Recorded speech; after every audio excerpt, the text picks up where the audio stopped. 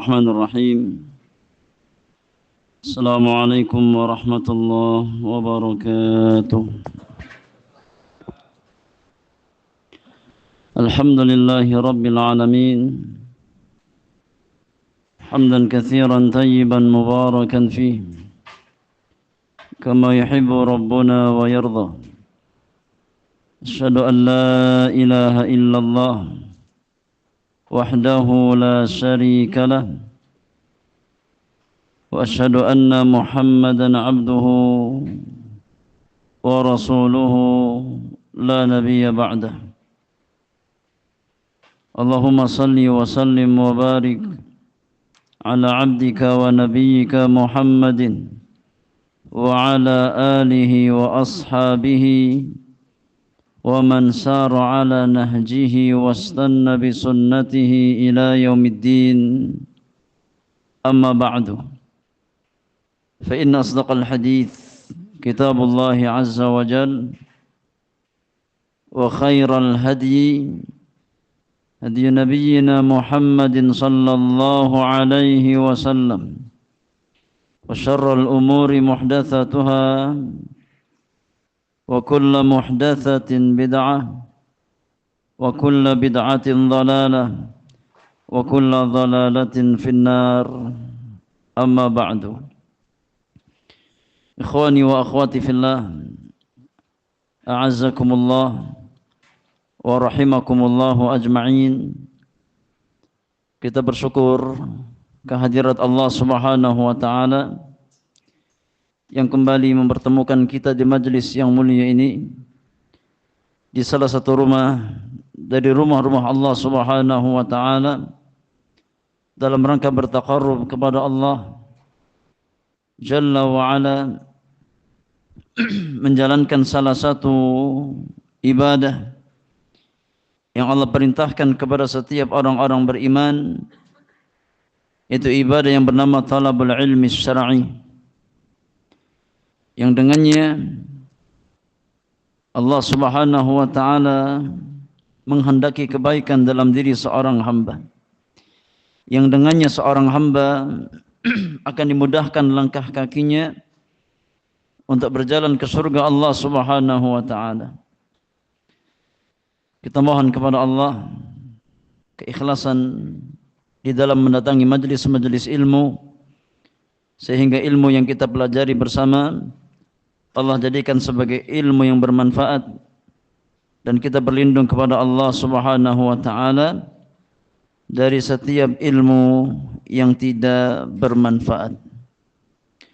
Salawat dan salam semoga senantiasa terlimpahkan secara sempurna kepada qudwah hasanah orang-orang beriman, Nabi kita Muhammad sallallahu alaihi wasallam, kepada sahabat-sahabat beliau, kepada keluarga beliau, dan kepada setiap umat Rasulullah sallallahu alaihi wasallam yang senantiasa berupaya untuk istiqamah berjalan di bawah naungan petunjuk dan tuntunan hadyu Rasulullah sallallahu alaihi wasallam sampai akhir zaman.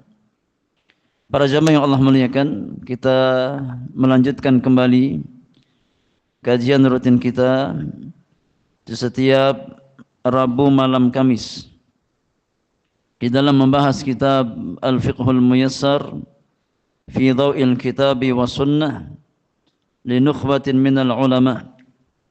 Pada kesempatan malam hari ini, di malam yang ke-11 dari bulan Rabiul Awal di tahun 1447 Hijriah, kita masuk pembahasan masalah yang ketiga dari bab yang ke-7 di dalam Kitabul Hajj, terkait dengan hal-hal yang disunnahkan, ya, ketika seseorang mendapatkan seorang anak. Silakan dibaca. Al-mas'alatu ats-tsalitsatu. Bismillah. Alhamdulillah wassalatu wassalamu ala Rasulillah. Qala al-muallifun hafizahumullah ta'ala. المسألة الثالثة تسمية المولود وحلق رأسه وتحنيكه والأذان في أذنه. الأول تسمية المولود. يسن تسمية المولود في اليوم السابع من ولادته لحديث سمرة رضي الله عنه أن النبي صلى الله عليه وسلم قال: كل غلام رهينة بعقيقته تذبح عنه يوم سابعه ويسمى ويحلق رأسه، ويسن أن يختار له من الأسماء ما كان حسنا، فقد غير النبي صلى الله عليه وسلم الأسماء القبيحة وأمر بذلك، وأحسنها عبد الله وعبد الرحمن، لحديث ابن عمر رضي الله عنهما قال: قال رسول الله صلى الله عليه وسلم: إن أحب أسمائكم إلى الله عبد الله وعبد الرحمن. الثاني حلق رأس المولود، ويسن حلق رأسه ذكرا كان أو أنثى يوم سابعه بعد ذبح العقيقة، ويتصدق بزينة شعره فضة، لحديث علي رضي الله عنه قال: عق رسول الله صلى الله عليه وسلم عن الحسن بشاة، وقال: يا فاطمة احلطي رأسه وتصدقي بزينة شعره فضة. الثالث تحنيك المولود، ويسن تحنيك المولود بتمر سواء أكان ذكرا أم أنثى. والتحنيك هو مضع التمر ودلك حنك المولود به حتى ينزل شيء منه إلى جوفه، لحديث أبي موسى رضي الله عنه قال: ولد لي غلام فأتيت به النبي صلى الله عليه وسلم فسماه إبراهيم وحنكه بتمر. وحديث عائشة رضي الله عنها أن رسول الله صلى الله عليه وسلم كان يؤتى بالصبيان ويحنكهم. الرابع الآذان في أذن المولود. يسن الآذان في أذن المولود حين ولادته، وقيل يؤذن في أذنه اليمنى وتقام الصلاة في أذنه اليسرى، لحديث أبي رافع رضي الله عنه قال: رأيت رسول الله صلى الله عليه وسلم أذن في أذن الحسن ابن علي حين ولدته فاطمة بالصلاة. طيب، جزاك الله خيرا وبارك الله فيك.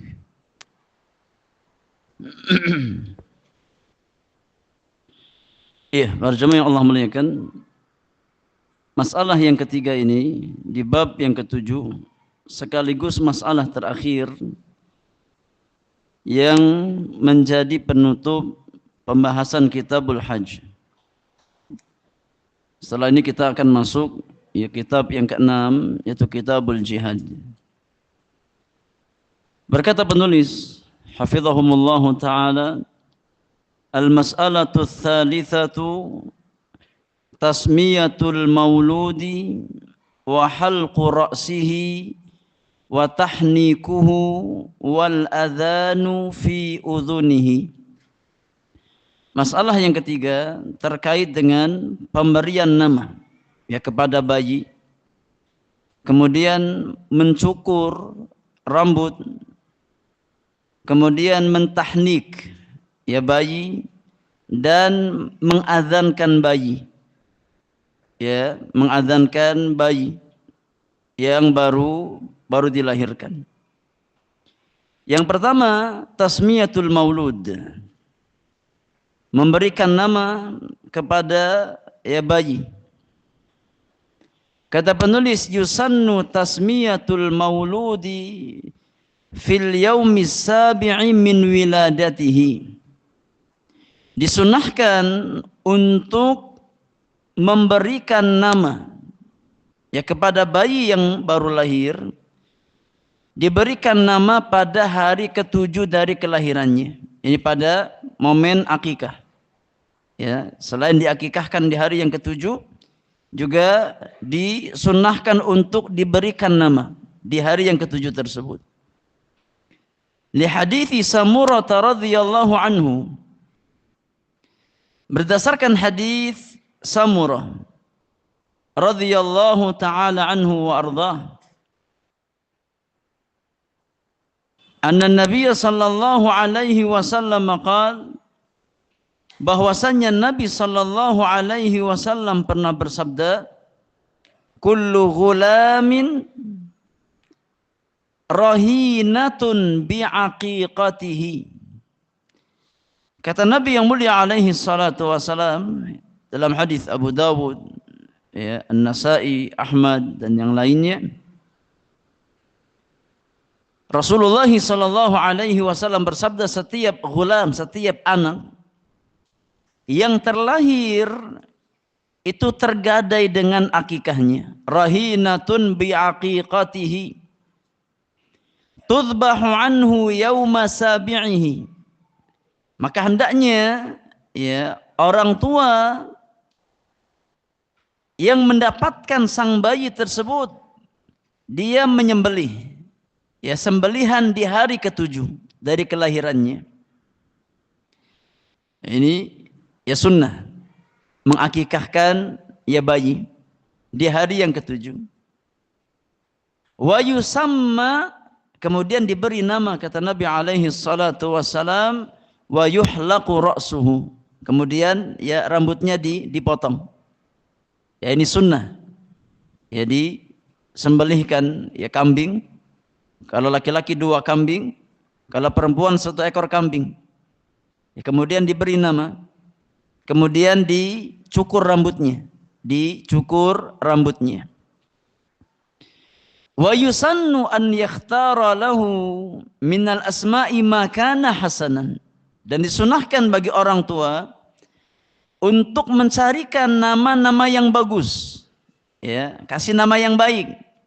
Ya, kasih nama yang bagus. Ya, nama yang mengandung harapan kebaikan untuk sang anak tersebut. Faqad ghayyara an-nabiy sallallahu alaihi wasallam al-asma'a al-qabihata wa amara bidzalik. Dahulu Nabi sallallahu alaihi wasallam yang mengganti nama-nama sebagian sahabat yang mengandung makna yang buruk, yang tidak baik, diganti oleh Nabi sallallahu alaihi wasallam. Ya, diganti dengan nama-nama yang baik. Dan Nabi perintahkan para sahabat, ya, ketika mereka mendapatkan nama-nama yang tidak baik dari orang tuanya karena ketidaktahuan mereka, maka diganti, enggak ada masalah. Ya. Dan enggak perlu ada ritual tertentu untuk mengganti nama ini. Ya.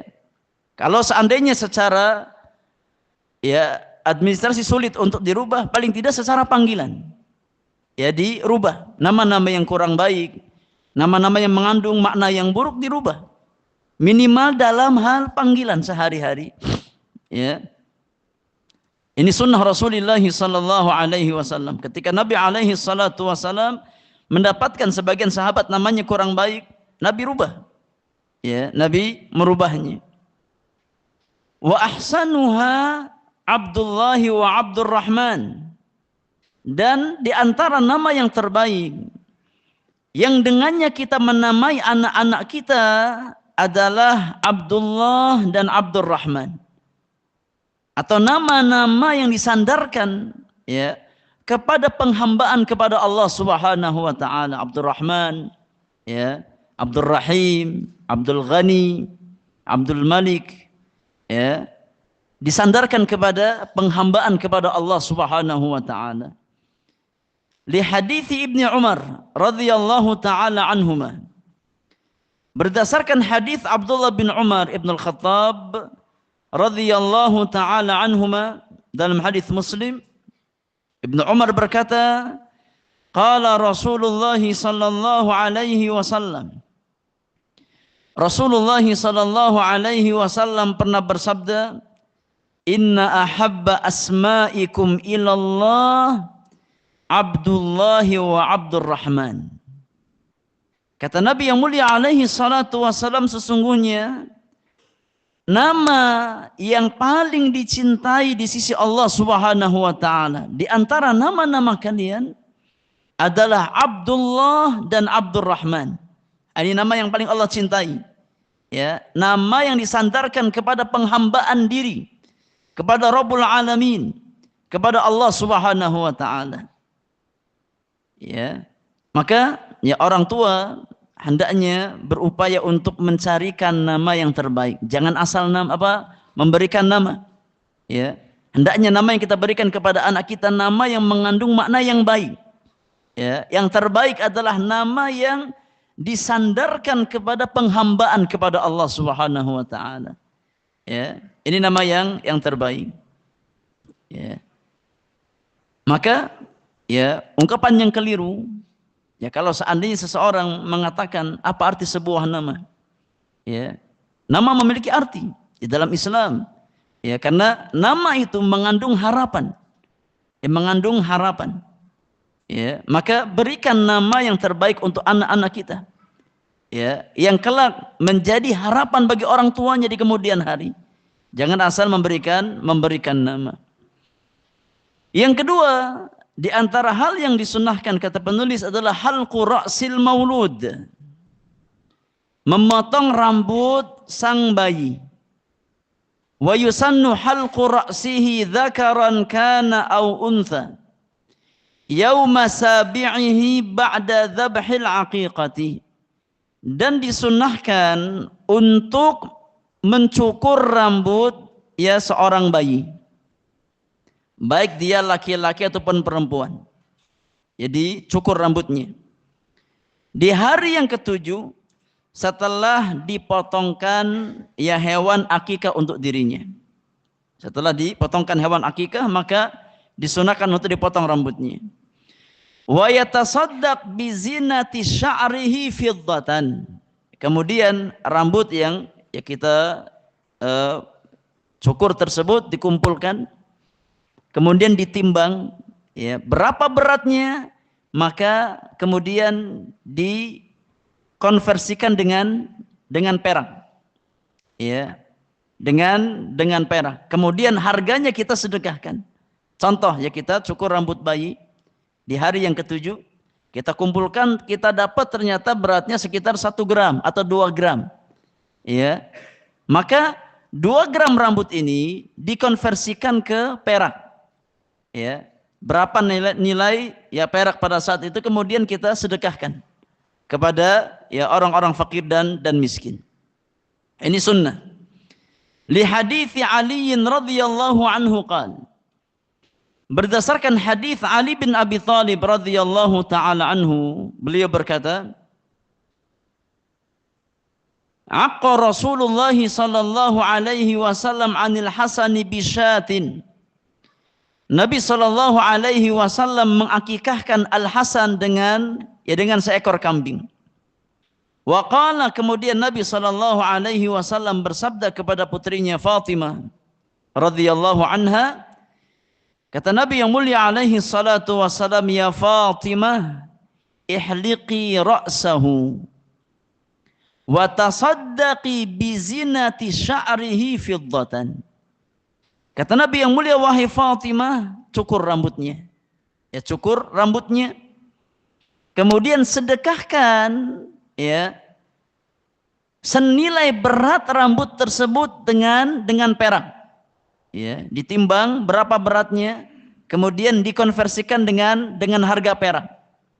Ya, dapat berapa, kemudian disedekahkan. Hasilnya disedekahkan kepada orang-orang fakir dan miskin.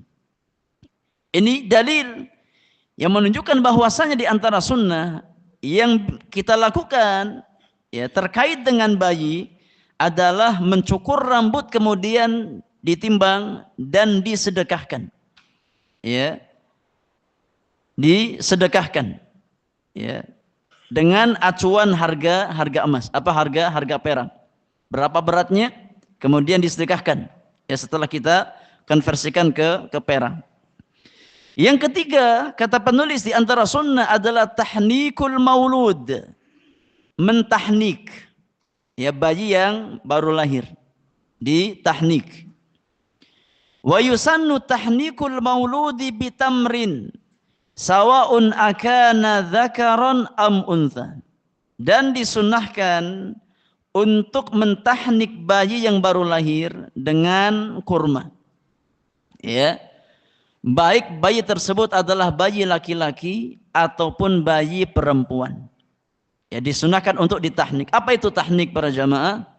Kata penulis, wa tahniku huwa madghut tamri wa dalku hanakil mauludi bihi hatta yanzila syai'un minhu ila jawfihi. Yang dimaksud dengan tahnik adalah memamah atau ya memamah ya, mengunyah kurma. Ya kita makan kurma, ya kita kunyah ya sampai lembut. Kemudian kita ambil dan kita ya masukkan ke mulut sang bayi, ya kita tempelkan di langit-langit sang bayi tersebut. Ya, enggak harus banyak. Yang penting ada sebagian kita tempelkan ke hanak, ini langit-langit sang bayi tersebut. Ya, tapi pastikan ya dikunyah ya dengan lembut. Kemudian kita ambil sebagian, kita masukkan ke langit-langit sang bayi, ya, sehingga ada sebagian kurma itu yang masuk ke dalam jauf, ke dalam ya rongga sang bayi tersebut. Nah, ini namanya tahnik. Ini namanya tahnik. Disunahkan untuk mentahnik sang bayi. Li hadithi Abi Musa radhiyallahu anhu qala, berdasarkan hadis Abu Musa al-Ash'ari radhiyallahu taala anhu wa ardhah, dalam hadis Bukhari dan Muslim, Abu Musa berkata, wulida li ghulamun fa'ataitu bihin nabiyya sallallahu alaihi wasallam. Kata Abu Musa al-Ash'ari, ya, aku mendapatkan seorang bayi, ya, terlahir ya untuk seorang bayi, maka aku bawa bayi tersebut ke hadapan Nabi sallallahu alaihi wasallam, fasammahu Ibrahim wa hannakahu bitamrin. Maka Nabi sallallahu alaihi wasallam memberikan nama bayiku ya dengan nama Ibrahim, dan Nabi sallallahu alaihi wasallam mentahnik bayi tersebut dengan kurma. Maka ini sunnah. Ya, mentahnik bayi itu di antara hal yang disunnahkan. Wa hadithu Aisyah radhiyallahu anha, atau wa hadithi Aisyah radhiyallahu anha, dalil yang lain yang menjelaskan sunnah mentahnik bayi adalah hadis yang dikeluarkan oleh Imam Muslim di dalam sahihnya dari hadis Ummul Mukminin Aisyah radhiyallahu taala anha wa ardhaha, anna Rasulullah sallallahu alaihi wasallam kana yu'ta bis-sibyan wa yuhannikuhum. Bahwasanya dahulu Nabi sallallahu alaihi wasallam biasa dihadapkan ke hadapan beliau anak-anak kecil yang baru lahir, ya. Kemudian Nabi sallallahu alaihi wasallam mentahnik bayi tersebut. Ini di antara sunnah yang Nabi sallallahu alaihi wasallam lakukan, ya, ketika para orang tua membawa anak mereka ke hadapan Nabi sallallahu alaihi wasallam, maka Nabi mentahnik bayi tersebut ya dengan kurma. Ya, ini yang ketiga. Yang terakhir, yang keempat, kata penulis di antara sunnah ya terkait dengan kelahiran seorang bayi adalah al-adzanu fi udhunil maulud, mengadzankan ya bayi yang baru lahir di telinganya, diadzankan di telinganya, ya, dikumandangkan adzan di telinga sang bayi tersebut. Kata penulis, yusannul adzanu fi udhunil maulud hina wiladatihi. Disunahkan untuk mengadzankan ya di telinga bayi ketika dia dilahirkan, diadzankan. Waqila, ada yang mengatakan yu'adzanu fi udhunihil yumna wa tuqamu salatu fi udhunihil yusra. Ya, yang disunahkan adalah mengadzankan pada telinga kanan sang bayi, kemudian mengumandangkan iqamah pada telinga kiri sang bayi. Ya, diadzankan di telinga kanannya dan diiqamahkan di telinga kirinya.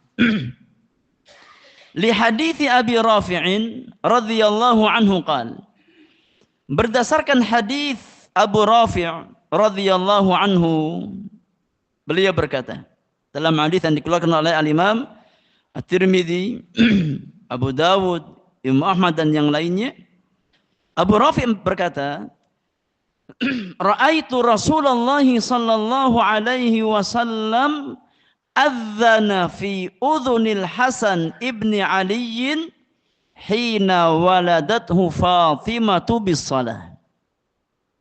Kata Abu Rafi', aku melihat Rasulullah sallallahu alaihi wasallam mengadzankan pada telinga Al Hasan bin Ali. Ini adzan sebagaimana untuk salat.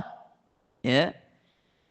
Ketika Fatimah melahirkan Al Hasan, maka Nabi sallallahu alaihi wasallam mengumandangkan adzan di telinga Al Hasan bin Ali radhiyallahu taala anhu wa an abihi. Ya. Berdasarkan hadis ini, ya, sebagian ulama mengatakan bahwasannya di antara sunnah adalah mengadzankan bayi yang baru lahir. Ya. Ini madhab, ya, sebagian para ulama. Mereka beristidlal dengan hadis Abu Rafi' radhiyallahu taala anhu wa arda. Dan antum lihat footnote di sini, antum lihat catatan kaki di situ, ya. Penulis mengatakan hadis ini dikeluarkan oleh Al-Imam At-Tirmidzi. Wa qala hasanun sahih wa hassanahu Asy-Syaikh Al-Albani rahimahullahu taala. Hadis ini ya dikeluarkan oleh Imam Tirmidzi, dan Tirmidzi mengatakan hadis ini hasan sahih dan dihasankan oleh Syekh Albani rahimahullahu taala. Ya. Di sini para jamaah ada satu catatan terkait dengan tahsin Syekh Albani rahimahullahu taala min bab amanah, ya, terkait dengan penghasanan Syekh Albani di sini, ya, maka di sini penulis hanya membawakan nukilan lama Syekh Albani, ya. Di dalam kitab Irwaul Ghalil, Syekh Albani memang menghasankan hadis ini, ya. Namun di kitab yang lain, ya, qaul jadid beliau, ya, pendapat baru Syekh Albani rahimahullahu taala terkait hadis Abu Rafi', ya, yang sebelumnya beliau memang menghasankan hadis ini, ya. Namun akhir dari istihad Syekh Albani rahimahullahu taala adalah mengatakan bahwasanya hadis Abu Rafi' ini, ya, dhaif. Tidak bisa dijadikan sebagai hujjah. Ya. Awalnya Syekh Albani memang menghasankan. Ya, ketika kita merujuk kepada kitab Irwaul Ghalil, ya, fi takhrij ahadits manaris sabil, Syekh Albani awalnya menghasankan hadis ini. Namun beliau rujuk, ya, dari tahsinul hadis kepada tad'iful hadis. Ya. Kenapa Syekh Albani awalnya menghasankan? Karena beliau melihat ada beberapa syawahid, ya. Memang hadis ini dhaif, secara sanad dhaif. Ya. Dan beliau melihat ada beberapa syawahid yang menguatkan hadis ini, meskipun syawahid tersebut juga sanadnya dhaif. Ya. Namun setelah beliau meneliti, ya, beliau dapatkan bahwasannya syawahid hadis Abu Rafi' ini seperti hadis Ibnu Abbas dan yang lainnya ternyata tidak lebih kuat daripada, ya, dhaif. Syawahid yang datang dalam masalah adzan, ya, untuk bayi ini, ya, imma sanadnya maudhu', imma sanadnya dhaifun jiddan. Ya. Sehingga akhir kesimpulan, ya, pembahasan Syekh Albani rahimahullahu taala, ya, terkait dengan hadis mengadzankan, ya, telinga, ya, bayi, beliau mengatakan bahwasanya hadisnya dhaif dan tidak bisa dijadikan sebagai hujjah. Ya, di sini penulis saya membawakan wa hasanahul Albani, ya. Dan ini perkataan beliau yang lama. Ya, sebelum akhirnya beliau rujuk, ya, bahwasannya hadis tentang mengadzankan bayi yang baru lahir itu hadisnya dhaif dan tidak bisa dijadikan sebagai hujjah. Antum bisa rujuk, ya, pendapat terakhir Syekh Albani ini di dalam kitab Silsilah Al-Hadits Ad-Dha'ifah wal Mawdu'ah. Ya. Antum bisa rujuk di dalam kitab, ya, yakni silsilah al-ahadits ad-dha'ifah wal maudhu'. Beliau jelaskan di situ. Yang awalnya beliau menghasankan ya hadis Abu Rafi' ini karena ada syawahid yang beliau lihat ya bisa dijadikan sebagai hujjah. Karena dhaif, kalau seandainya ada jalan yang lain minimal dhaif, maka bisa naik statusnya dari dhaif menjadi hasan li ghairihi. Ya. Tapi ketika beliau mendapatkan syawahid, ternyata ya sanad-sanad periwayatan yang awalnya beliau jadikan sebagai syawahid, yang awalnya beliau hukumi dhaif, ternyata setelah diteliti lebih mendalam sanadnya ya enggak sampai dhaif. Ya. Imma maudhu', imma dhaifun jiddan. Sangat lemah. Ya. Sehingga tidak bisa menguatkan hadis Abu Rafi' radhiyallahu taala anhu wa ardahu. Maka di sini para jamaah yang Allah muliakan, poin yang keempat ini terkait dengan mengadzankan ya bayi yang baru lahir. Ada khilaf di antara para ulama, dan sebab khilafnya apa? Sebab khilafnya adalah dalam hal status hadis. Ya Abu Rafi' ini. Sebagian ulama yang mengatakan hadis itu sahih atau hasan, ya, maka memandang bahwasanya mengadzankan bayi baru lahir hukumnya apa? Sunnah. Ya. Ulama yang memandang bahwasanya hadis Abu Rafi' itu hasan atau bahkan sahih, ya, seperti Imam Nawawi rahimahullahu taala dalam kitab Majmu' beliau, ya, maka memandang bahwasanya mengadzankan bayi yang baru lahir hukumnya sunnah, mustahab. Ya. Tapi bagi para ulama yang mendhaifkan hadis Abu Rafi', maka tidak disunnahkan untuk mengadzankan ya bayi yang baru lahir.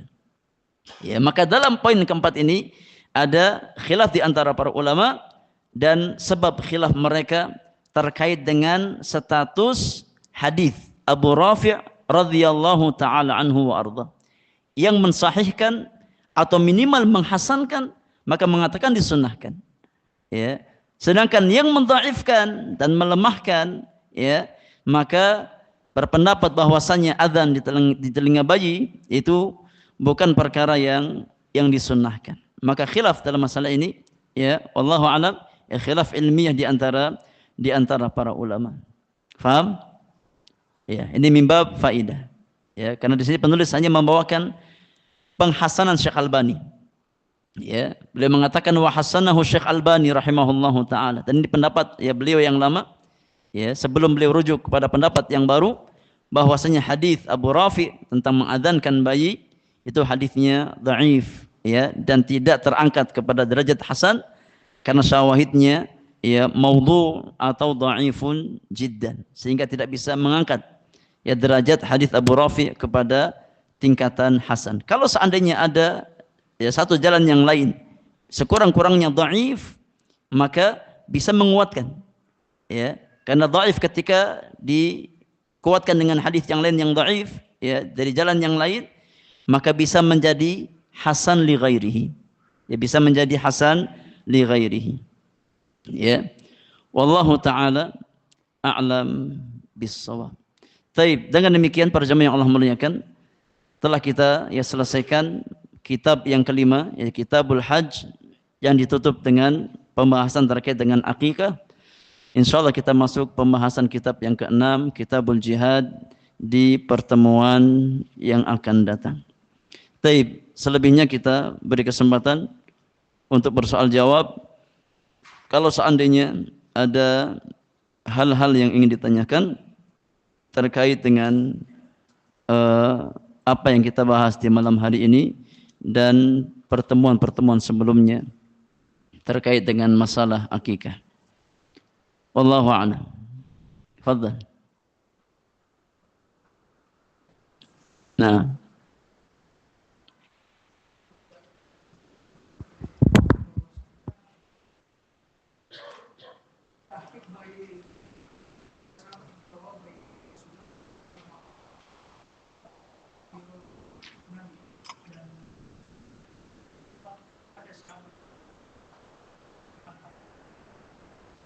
Baik, barakallahu.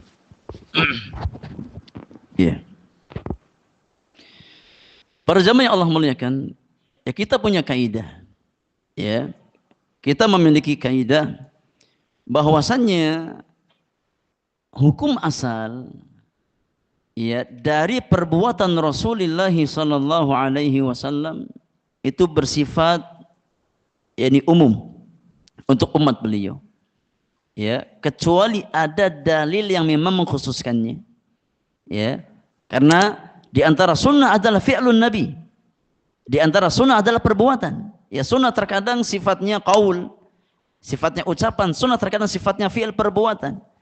Maka hukum asal perbuatan Rasulullah sallallahu alaihi wasallam itu bersifat ya umum untuk umat beliau, berlaku untuk umat beliau. Ya. Kecuali memang datang keterangan dalil yang menjelaskan bahwasanya perbuatan tersebut khusus bagi Rasulullah sallallahu alaihi wasallam. Ya, maka wallahu alam dalam masalah tahnik, ya, Nabi sallallahu alaihi wasallam mensunnahkan ya bagi umatnya. Ya, sehingga masalah tahnik ini hukum asalnya sunnah.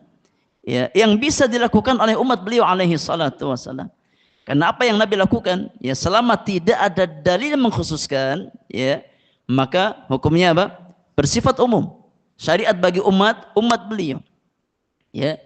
Maka yang mengatakan bahwasannya yakni tahnik adalah sesuatu yang sifatnya khusus berlaku hanya bagi Rasulullah sallallahu alaihi wasallam, ya, maka membutuhkan dalil yang mengkhususkannya. Selagi tidak ada dalil yang mengkhususkan, maka hukum asalnya perbuatan Rasulullah yaitu untuk dicontoh, untuk diteladani, ya, kecuali yang memang ada dalil yang mengkhususkan. Apa contohnya? Apa contohnya? Nikah lebih dari 4. Ini khusus. Ya, nggak boleh kita ya nikah lebih dari 4 dengan alasan ingin mencontoh apa? Perbuatan Nabi sallallahu alaihi wasallam. Ya. Adapun bagi umat beliau, maka maksimal nisabnya berapa? Fankihu ma taba lakum minan nisa mathna wa thulatha wa ruba'. Ya nisab maksimalnya 4. Ya, enggak boleh kita berhujah dengan perbuatan Nabi dalam masalah menikah, ya. Nabi menikah lebih dari 4. Ya, kenapa? Karena perbuatan Nabi di sini sifatnya khusus. Ya. Hanya berlaku untuk Nabi sallallahu alaihi wasallam karena memang ada dalil yang lain yang mengkhususkan. Ya. Sehingga tidak berlaku bagi selain Rasulullah sallallahu alaihi wasallam. Adapun terkait dengan masalah tahnik maka sifatnya umum. Sebagaimana Nabi mengakikahkan, ya, maka akikah juga bersifat umum. Sebagaimana Nabi memerintahkan untuk apa? Mencukur ya rambut bayi, maka bersifat umum. Demikian pula masalah tahnik, ya. Masalah tahnik berlaku untuk beliau dan untuk umat beliau alaihi salatu wassalam. Wallahu taala a'lam bis-shawab.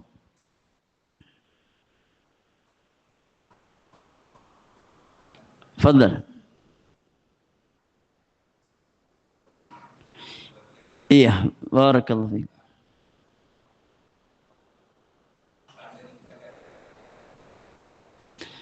Iya, barakallahu fiik. Iya.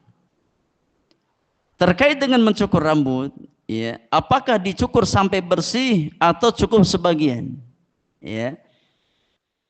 Yang terbaik adalah dicukur sampai bersih. Ya. Karena Nabi sallallahu alaihi wasallam memerintahkan untuk memotong rambut sang bayi tersebut kemudian ditimbang. Ya, ditimbang. Ya.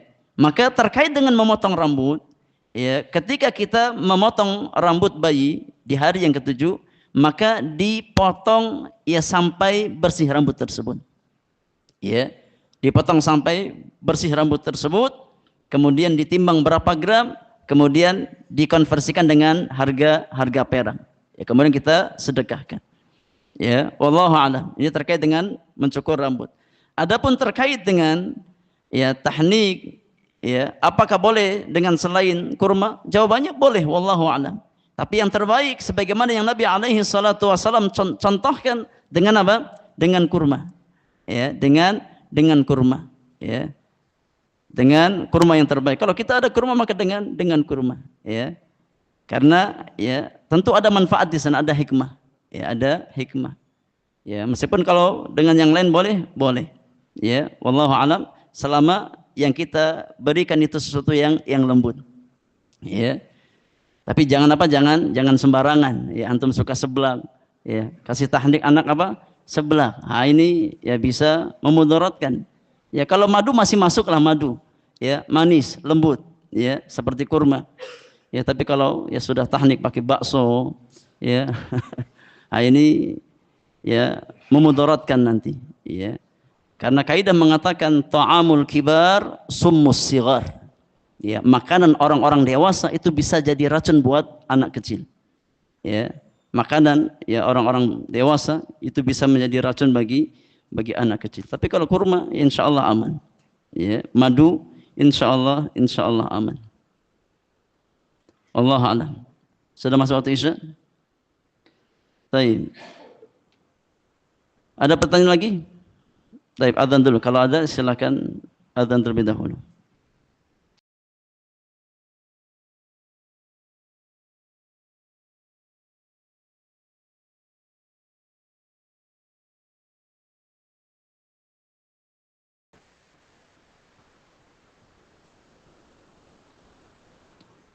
Baik, fadal. Yang mau bertanya silakan. Waalaikumsalam warahmatullahi wabarakatuh.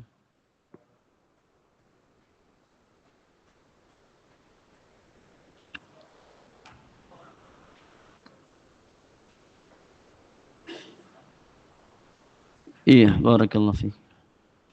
Iya, terkait masalah tahnik, para ulama kita menjelaskan, ya, berdasarkan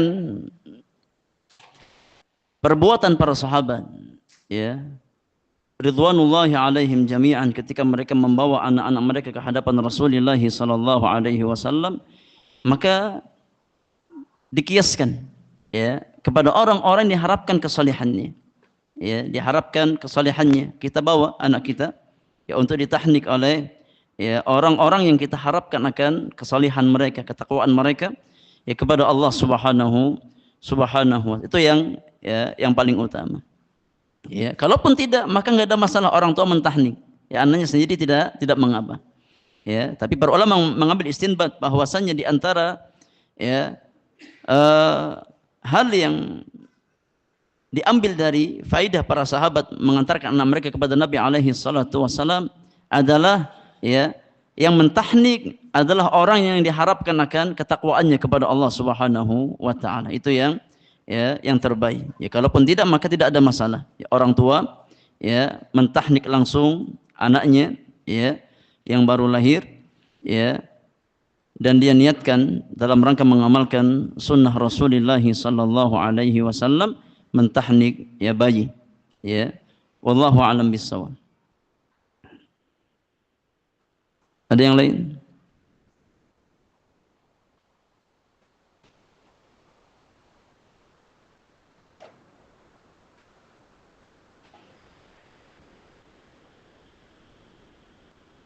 Baik, kalau tidak ada lagi kita cukupkan. Insyaallah kita masuk pembahasan Kitabul Jihad di pertemuan yang akan datang. Wassallallahu ala nabiyyina Muhammadin wa alihi wa sahbihi ajma'in. Wa akhiru da'wana alhamdulillahi rabbil alamin. Subhanakallahumma wa bihamdika asyhadu an la ilaha illa anta astaghfiruka wa atubu ilaik. Assalamualaikum warahmatullahi wabarakatuh.